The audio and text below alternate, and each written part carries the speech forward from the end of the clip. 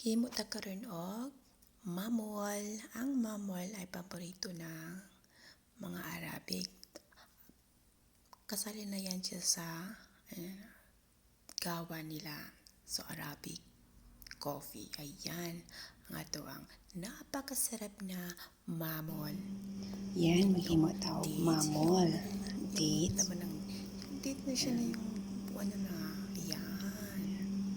Tapos yun yung simolina na may chipta or ghee, butter, tsaka oil.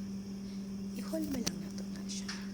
O bilog-bilog. Kaya ito na siyang ipalaman sa semolina do. Yan. First time ko gumawa nito. Yan yung mamol. Sulit ang aking pagod kasi nagugustuhan nila. Masarap daw.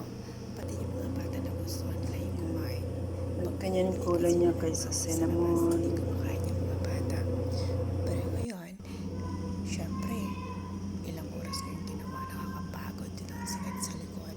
Nagustuhan lang. Kaya nawala na rin yung pagod ko. Madali lang siyang gawin.